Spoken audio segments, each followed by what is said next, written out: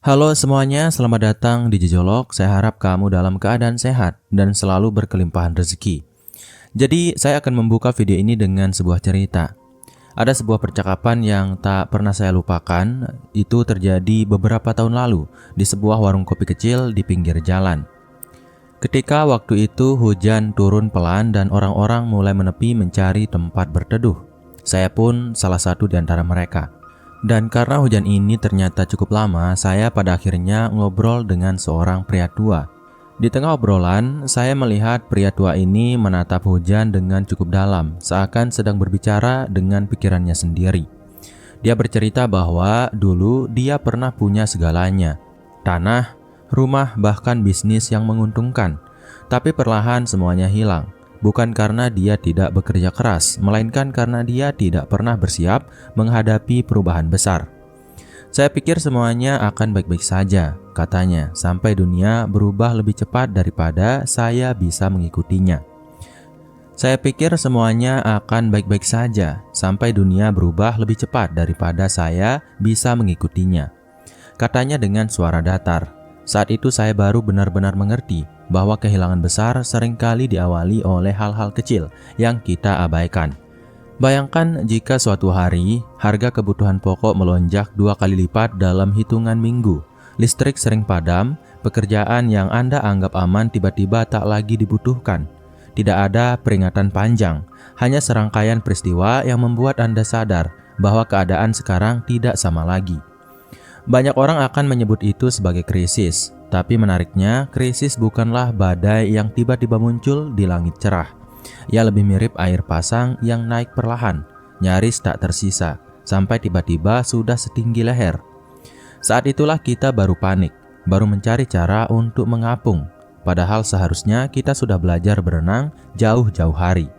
Sebagian orang mungkin berpikir, 2030 masih lama, 5 tahun lagi. Saya masih punya waktu. Tapi kalau kita melihat sejarah, krisis tidak pernah menunggu sampai orang siap. Tahun-tahun berjalan cepat, dan dalam perjalanan itu banyak hal berubah tanpa kita sadari. Perubahan iklim yang mempengaruhi panen, teknologi yang menggantikan pekerjaan manusia, harga properti yang melonjak tak masuk akal, ketimpangan sosial yang makin melebar. Semuanya adalah potongan puzzle yang jika disatukan memberi gambaran masa depan yang tidak selalu ramah. Dan yang lebih mengkhawatirkan, bukan hanya dunia yang berubah, tapi cara kita sebagai manusia merespons perubahan itu seringkali lambat, bahkan defensif. Saya tidak ingin berbicara di sini dengan nada menakut-nakuti. Ini bukan tentang menyebar kepanikan, melainkan mengajak Anda melihat bahwa bertahan di masa depan bukan hanya soal punya banyak uang atau koneksi besar. Ada kebiasaan-kebiasaan kecil yang bila dibangun sekarang akan menjadi pondasi kuat saat badai benar-benar datang. Kebiasaan ini bukan teori rumit atau strategi bisnis kelas tinggi. Justru ia lahir dari pengamatan sederhana terhadap orang-orang yang mampu melewati masa-masa sulit dengan kepala tegak, tanpa kehilangan jati diri mereka. Menariknya, banyak orang tidak menyadari bahwa kebiasaan kecil ini punya efek berlapis, seperti tetes air yang jatuh ke batu. Ia mungkin terlihat sepele di awal, tapi seiring waktu mampu membentuk pola, membelah permukaan keras dan membuka jalan baru. Masalahnya, kebiasaan ini seringkali kalah oleh kesibukan sehari-hari. Kita terlalu fokus pada hal besar yang tampak mendesak, sehingga lupa membangun hal kecil yang sebenarnya menyelamatkan. Bayangkan jika kita seperti nelayan yang hanya memperbaiki jaring ketika ikan sudah kabur, tidak ada gunanya. Kebiasaan kecil itu ibarat memperbaiki jaring setiap hari, bahkan saat laut terlihat tenang. Salah satu kebiasaan yang saya lihat menjadi penyelamat di tengah krisis adalah kesediaan untuk memandang jauh ke depan tanpa kehilangan pijakan pada kenyataan hari ini. Orang-orang seperti ini tidak hanya bekerja untuk memenuhi kebutuhan bulan ini, tapi juga menanam benih untuk 5 atau 10 tahun mendatang. Mereka mungkin tidak kaya raya, tapi mungkin punya kemampuan membaca tanda-tanda kecil di sekitar. Misalnya seorang ibu rumah tangga yang mulai menanam sayuran di pekarangan bukan karena sedang tren, melainkan karena ia melihat harga pangan perlahan naik. Atau seorang karyawan yang menyisihkan sebagian penghasilannya bukan hanya untuk tabungan, tapi untuk mempelajari keterampilan baru yang mungkin belum dibutuhkan sekarang, namun bisa menjadi pegangan saat peran pekerjaannya tergeser teknologi. Kebiasaan lain yang tak kalah penting adalah membangun jaringan hubungan yang sehat, bukan sekedar banyak kenalan. Di masa krisis, informasi seringkali lebih berharga daripada uang tunai. Orang yang punya hubungan baik dengan lingkaran yang saling membantu akan lebih cepat menemukan peluang, entah itu pekerjaan baru, sumber pasokan, atau sekedar saran yang menyelamatkan. Sayangnya di era media sosial, kita sering terjebak membangun hubungan yang dangkal, ramai di permukaan, kosong di dalam. Padahal hubungan yang tulus itu seperti sumur yang dalam. Saat kemarau panjang, sumur dangkal cepat kering, tapi sumur dalam tetap mengalir. Menariknya, kebiasaan ini sering tumbuh dari hal yang sangat sederhana. Mendengarkan orang lain tanpa buru-buru menanggapi, membantu tanpa pamrih, menjaga integritas dalam hal kecil sekalipun. Banyak orang menyepelekan ini karena hasilnya tidak instan. Namun ketika krisis datang, justru orang-orang yang membangun reputasi dari kebiasaan ini yang akan didatangi lebih dulu untuk diajak bekerja sama. Selain itu, ada kebiasaan yang hampir selalu dimiliki oleh mereka yang tahan banting, yaitu kemampuan mengendalikan gaya hidup. Ini bukan berarti hidup miskin atau pelit, melainkan paham kapan harus menahan diri, kapan harus berinvestasi. Krisis seringkali menghantam paling keras mereka yang hidup di atas kemampuan, yang setiap kenaikan pendapatan diiringi kenaikan gaya hidup. Padahal kemampuan menahan diri untuk tidak selalu mengikuti arus konsumsi adalah bentuk kebebasan yang nyata. Orang seperti ini tidak panik ketika penghasilan turun, karena kebutuhan pokok mereka tidak bergantung pada simbol status atau kenyamanan semu. Bayangkan seseorang yang terbiasa mengelola uangnya dengan bijak. Saat harga barang melambung, ia sudah punya cadangan, baik dalam bentuk tabungan, keterampilan, maupun barang yang bisa digunakan untuk bertahan. Sementara orang lain sibuk mencari pinjaman, ia masih bisa tidur nyenyak, dan tidur nyenyak di tengah krisis adalah kemewahan yang sulit dibeli. Namun ada satu kebiasaan yang jarang dibicarakan, padahal sangat krusial, yaitu kemampuan menerima ketidakpastian tanpa kehilangan arah. Banyak orang terjebak dalam ilusi bahwa masa depan bisa diprediksi dengan pasti. Ketika kenyataan tak sesuai harapan, mereka lumpuh, padahal ketidakpastian adalah satu-satunya hal yang pasti. Orang yang terbiasa hidup dengan sedikit ruang untuk perubahan mendadak akan lebih siap beradaptasi. Ini seperti pelaut yang selalu mengantisipasi perubahan angin. Ia mungkin tidak tahu kapan badai datang, tapi dia tahu bagaimana mengubah layar untuk tetap bergerak.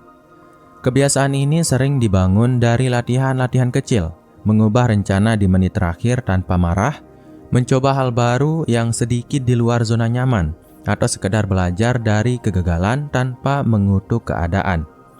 Semakin sering kita berlatih menghadapi ketidakpastian dalam skala kecil, semakin kuat kita saat menghadapi guncangan besar. Dan mungkin inilah yang paling sulit bagi sebagian orang, yaitu membangun disiplin untuk tetap belajar sepanjang hidup. Di masa lalu, kita mungkin bisa bertahan dengan keterampilan yang sama selama puluhan tahun, tapi kecepatan perubahan sekarang membuat pengetahuan cepat usang. Orang yang berhenti belajar ibarat kapal yang berhenti memperbarui peta. Padahal lautan terus berubah. Kebiasaan membaca, berdiskusi, mengamati, dan mempraktikkan hal baru adalah investasi yang tidak terlihat. Tapi hasilnya bisa menentukan apakah kita tenggelam atau tetap mengapung saat gelombang besar datang. Krisis 2030, apapun bentuknya, tidak akan menunggu kita siap. Ia akan datang dengan caranya sendiri. Mungkin lebih cepat, mungkin juga lebih lambat, tapi pasti berbeda dari krisis sebelumnya. Dan satu-satunya hal yang benar-benar ada di tangan kita adalah bagaimana kita membentuk diri hari ini. Kebiasaan kecil mungkin tidak membuat Anda kebal dari krisis, tapi ia memberi Anda pijakan yang cukup kuat untuk bertahan, bahkan melangkah maju ketika banyak orang lain berhenti. Bayangkan 5 tahun dari sekarang Anda melihat kembali ke hari ini. Apakah Anda akan bersyukur telah membangun kebiasaan yang menyelamatkan atau menyesal karena mengabaikannya? Pilihan itu dimulai dari hal sederhana, Dan seringkali hal sederhana itulah yang membedakan antara mereka yang terpuruk dan mereka yang bertahan. Jika kita mau jujur, sebagian besar orang tidak gagal karena mereka tidak pintar, tetapi karena mereka membiarkan hari-hari berjalan tanpa arah yang jelas. Mereka percaya bahwa waktu adalah sumber daya yang selalu ada, padahal waktu justru satu-satunya sumber daya yang tidak bisa diperbarui. Uang bisa dicari lagi, barang bisa dibeli lagi, tapi 1 jam yang lewat tidak akan pernah kembali. Kebiasaan mengisi waktu dengan sesuatu yang bernilai, meskipun tampak sederhana, akan menjadi perbedaan besar ketika krisis datang. Bayangkan seseorang yang setiap malam meluangkan setengah jam untuk belajar keterampilan baru. Mungkin awalnya dia tidak melihat hasil apa-apa, tidak ada tepuk tangan, tidak ada penghargaan. Tetapi bertahun-tahun kemudian, ketika perusahaannya melakukan pemangkasan karyawan, ia justru menjadi salah satu yang dipertahankan karena memiliki kemampuan yang jarang dimiliki orang lain. Sementara rekan-rekannya sibuk mencari pekerjaan baru, ia mendapat kepercayaan lebih besar. Yang menyelamatkannya bukan keberuntungan, melainkan kebiasaan kecil yang dia rawat tanpa banyak bicara. Ada juga kebiasaan untuk mengamati, sesuatu yang terdengar sepele tetapi jarang dilakukan dengan sungguh-sungguh. Mengamati bukan sekedar melihat, tetapi benar-benar membaca tanda-tanda kecil di sekitar kita. Seorang pedagang di pasar mungkin menyadari bahwa pembelian beras dalam jumlah kecil mulai meningkat. Bagi orang biasa itu tidak berarti apa-apa. Tapi bagi pedagang yang peka, itu adalah sinyal bahwa daya beli masyarakat sedang menurun. Dari pengamatan sederhana ini, ia mungkin mulai mengubah stok, menyesuaikan harga, atau mencari pemasok alternatif sebelum kondisi memburuk. Di tengah krisis, kemampuan melihat tanda-tanda lebih awal bisa menjadi penyelamat. Menariknya, kebiasaan mengamati seringkali berhubungan dengan kebiasaan mendengar. Di zaman sekarang, banyak orang lebih suka bicara daripada mendengar. Padahal informasi paling berharga sering datang saat kita memberi ruang bagi orang lain untuk bercerita. Dalam krisis, orang yang mampu mendengar dengan penuh perhatian sering mendapatkan informasi yang tidak tersedia di berita atau media sosial. Dan informasi itu bisa menjadi dasar keputusan penting. Lalu ada kebiasaan lain yang sering diremehkan, yaitu menyederhanakan hidup. Semakin rumit gaya hidup kita, semakin rapuh kita di hadapan perubahan. Orang yang terbiasa hidup dengan kebutuhan yang terlalu tinggi akan mudah terguncang ketika sumber daya berkurang. Sebaliknya, orang yang sejak awal membiasakan diri hidup dengan kesederhanaan akan lebih mudah menyesuaikan diri. Sederhana bukan berarti miskin atau pasrah, melainkan menghilangkan hal-hal yang tidak benar-benar memberi nilai, seperti perahu yang membuang beban agar bisa bergerak lebih cepat ketika ombak besar datang. Saya teringat sebuah cerita tentang seorang teman yang pindah dari rumah besar di pusat kota ke rumah lebih kecil di pinggiran. Banyak yang menganggap itu langkah mundur, tapi ia melihatnya sebagai langkah strategis. Biaya hidupnya turun drastis, ia punya lahan kecil untuk menanam sayuran, dan ia terbebas dari cicilan besar. Ketika pandemi melanda, ia justru lebih tenang daripada kebanyakan orang. Apa yang menyelamatkannya bukan uang besar, tetapi keputusan untuk menyederhanakan hidup jauh sebelum keadaan memaksanya. Selain itu, ada kebiasaan untuk selalu menyisihkan sedikit dari apa yang kita miliki, baik dalam bentuk uang, bahan pangan, maupun energi. Banyak orang berpikir menabung hanya soal uang di bank, padahal menabung bisa berarti menyimpan persediaan air bersih, menyimpan benih tanaman, atau memiliki peralatan yang berguna saat pasokan terganggu. Krisis seringkali membuat kita menghargai hal-hal yang sebelumnya kita anggap biasa. Air mengalir dari keran, listrik menyala setiap malam, makanan tersedia di toko. Semua itu terasa pasti, sampai suatu hari tidak lagi.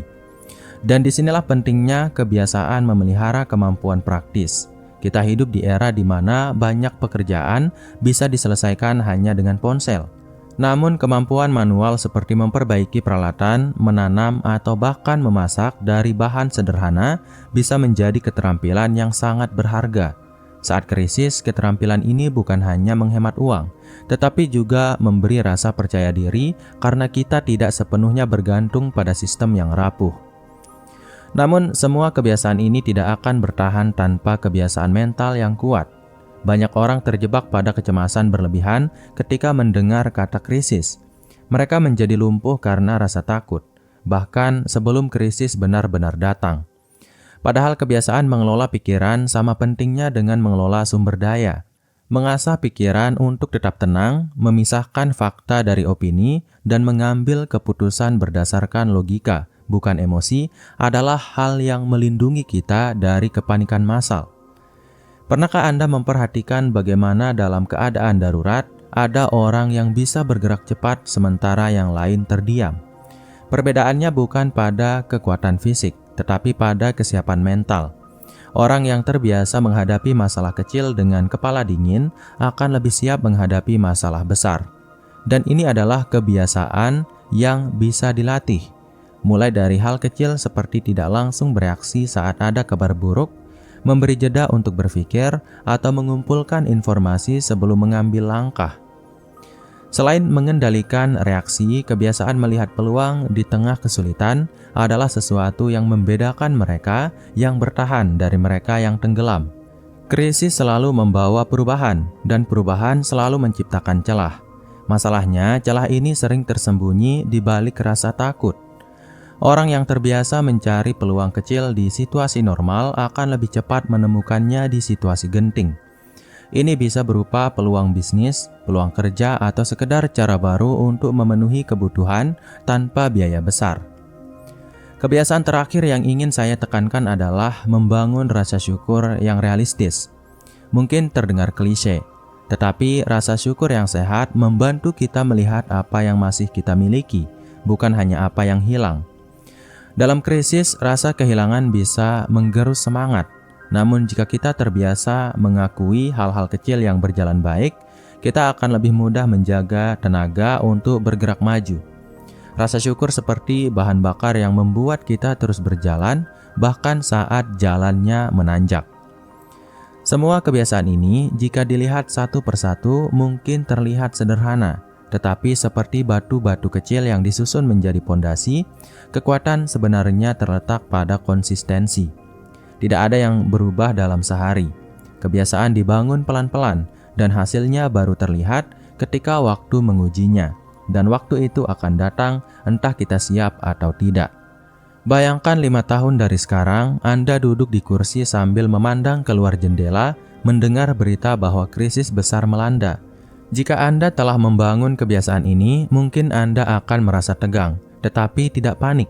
Anda akan tahu apa yang harus dilakukan, siapa yang bisa dihubungi, dan langkah apa yang harus diambil. Anda akan menjadi orang yang tetap berdiri ketika banyak orang lain kehilangan pijakan. Dan semua itu dimulai dari hal-hal kecil yang mungkin Anda mulai hari ini. Karena pada akhirnya, krisis bukanlah soal mengalahkan orang lain. Ini tentang bertahan cukup lama untuk melewati badai dan keluar di sisi lain dengan tetap menjadi diri Anda yang utuh. Dan untuk itu kebiasaan kecil adalah pelindung terbaik yang kita punya. Ada satu hal yang sering luput dari perhatian kita ketika berbicara tentang kebiasaan untuk menghadapi krisis. Kebanyakan orang hanya fokus pada strategi fisik atau materi seperti menabung atau berinvestasi. Padahal ada kebiasaan emosional yang tidak kalah penting, yaitu melatih diri untuk tetap merasakan arti hidup bahkan di tengah keterbatasan. Kedengarannya filosofis, tetapi justru inilah yang menjaga banyak orang untuk tidak runtuh secara batin. Saya pernah mendengar cerita seorang nelayan tua yang hidup di sebuah desa pesisir. Ketika badai besar menghantam, banyak kapal nelayan rusak parah dan sebagian orang kehilangan mata pencarian. Namun ia tetap menjalani hari-harinya dengan tenang. Bukan berarti dia tidak peduli atau menyerah, tetapi karena sejak lama dia membiasakan diri menemukan kebahagiaan kecil, seperti membenahi jala, memperbaiki perahu, dan mengajari anak-anak muda memancing. Bagi orang luar itu hanyalah rutinitas biasa, tapi bagi dia itu adalah jangkar yang membuatnya tidak hanyut dalam putus asa. Kebiasaan untuk menemukan makna dalam hal-hal kecil ini penting karena krisis seringkali mencuri rasa kendali kita. Ia membuat kita merasa kecil, tidak berdaya, dan terjebak dalam situasi yang sulit diubah. Namun jika kita terbiasa mencari hal-hal yang tetap bisa kita lakukan dan syukuri, rasa kendali itu perlahan kembali. Dan rasa kendali sekecil apapun adalah bahan bakar untuk bertahan. Kita juga tidak boleh melupakan kebiasaan untuk menjaga kesehatan fisik secara konsisten. Ini seringkali menjadi ironi. Banyak orang menunggu sampai sakit untuk mulai memperhatikan tubuhnya. Padahal krisis tidak hanya menguji kekuatan mental atau finansial, tetapi juga daya tahan tubuh. Orang yang terbiasa bergerak, makan dengan seimbang dan cukup istirahat akan lebih kuat menghadapi situasi sulit yang memerlukan tenaga ekstra. Di masa krisis, akses ke layanan kesehatan bisa terbatas, obat-obatan bisa langka, dan daya tahan tubuh menjadi garis pertahanan terakhir. Menariknya, menjaga tubuh ini tidak harus berarti latihan berat atau diet ketat yang sulit diikuti. Justru kebiasaan kecil seperti berjalan kaki setiap pagi, minum air cukup, atau mengatur jam tidur bisa menjadi perbedaan besar dalam jangka panjang. Sama seperti memperkuat pondasi rumah sebelum badai datang. Memperkuat tubuh adalah investasi yang seringkali baru terasa manfaatnya ketika keadaan memburuk. Selain fisik, ada pula kebiasaan untuk memperkuat ikatan keluarga atau orang-orang terdekat. Banyak orang berpikir mereka akan saling membantu saat krisis, tetapi lupa bahwa bantuan seperti itu tidak datang secara otomatis. Hubungan yang sehat dibangun dari kebiasaan saling mengerti, saling mendukung, dan saling hadir, bahkan di masa damai. Ketika badai datang, jaringan dukungan ini akan menjadi salah satu sumber kekuatan yang paling nyata. Saya pernah melihat contoh nyata ketika banjir besar melanda sebuah daerah. Ada keluarga yang bisa bertahan di rumah lantaran tetangga membantu memasok makanan, sementara keluarga lain harus mengungsi jauh karena tidak punya hubungan baik dengan lingkungan sekitar. Bedanya hanyalah hubungan yang dibangun sebelum krisis. Kebiasaan sederhana seperti menyapa tetangga, saling menolong saat hari-hari biasa, menjadi modal sosial yang sangat berharga. Kemudian ada kebiasaan untuk tidak menunda keputusan penting. Dalam situasi normal, menunda seringkali tidak berdampak besar, tapi dalam krisis, menunda bisa berarti kehilangan kesempatan atau bahkan membahayakan diri sendiri. Orang yang terbiasa bertindak cepat setelah mempertimbangkan fakta akan lebih gesit dalam mengambil langkah penyelamatan. Kebiasaan ini terbentuk dari melatih diri untuk tidak takut mencoba, sekaligus tidak terjebak dalam analisis yang berlarut-larut. Kita juga perlu membicarakan kebiasaan untuk selalu punya rencana cadangan. Banyak orang menganggap ini sebagai tanda pesimis, padahal justru sebaliknya. Punya rencana cadangan berarti kita realistis melihat bahwa sesuatu bisa saja tidak berjalan sesuai harapan. Ini seperti membawa payung di hari yang cerah, bukan karena berharap hujan, tetapi karena tahu cuaca bisa berubah. Salah satu contoh nyata adalah seorang teman saya yang menjalankan usaha kecil. Dia selalu punya satu pemasok utama dan satu pemasok cadangan untuk bahan bakunya. Ketika pemasok utama mengalami kebangkrutan, ia bisa beralih tanpa menghentikan usahanya. Bagi orang lain itu terlihat seperti keberuntungan, tapi sebenarnya itu hasil dari kebiasaan berpikir antisipatif. Dan di balik semua kebiasaan itu, ada satu benang merah, yaitu kesadaran bahwa dunia selalu bergerak. Kita tidak bisa menghentikan perubahan, tetapi kita bisa mengatur cara kita menanggapinya. Orang yang menganggap dunia akan selalu sama seperti hari ini akan mudah terguncang saat kenyataan berkata lain. Sebaliknya, orang yang menerima bahwa perubahan adalah bagian dari kehidupan akan lebih lentur, seperti bambu yang membungkuk saat diterpa angin, tapi tidak patah. Krisis 2030 atau krisis apapun bentuknya mungkin tidak akan sama persis seperti yang kita bayangkan. Bisa jadi ia datang dari arah yang tidak kita duga atau berlangsung lebih lama dari yang kita pikirkan. Tapi kebiasaan kecil yang kita bangun hari ini akan menjadi refleks alami saat itu terjadi. Kita tidak perlu lagi memikirkan langkah pertama, karena langkah itu sudah menjadi bagian dari keseharian kita. Bayangkan Anda di tahun 2030 mendengar kabar bahwa situasi ekonomi memburuk, harga melonjak, dan pekerjaan mulai berkurang. Sementara banyak orang panik, Anda tetap tenang. Anda punya cadangan, punya keterampilan, punya jaringan, dan punya mental yang siap. Anda tahu cara menyesuaikan diri, bukan karena membaca panduan darurat di menit terakhir, tetapi karena sudah menjalankannya selama bertahun-tahun. Dan mungkin saat itu Anda akan tersenyum kecil, mengingat hari-hari di mana Anda mulai membangun kebiasaan ini. Hari-hari ketika semuanya masih terasa normal, tapi Anda memilih untuk tidak terlena. Anda memilih untuk menyiapkan diri bukan karena takut, tetapi karena menghargai masa depan Anda sendiri. Krisis pada akhirnya hanyalah ujian terhadap apa yang sudah kita latih. Dan seperti ujian apapun, mereka yang lulus bukanlah yang paling pintar di hari ujian, tetapi yang paling rajin berlatih sebelumnya. Latihan itu adalah kebiasaan kecil kita hari ini. Jadi sebelum tahun-tahun berjalan lebih cepat dari yang kita sadari, tanyakan pada diri sendiri, kebiasaan apa yang akan saya rawat mulai sekarang, agar saat badai datang, saya tetap berdiri.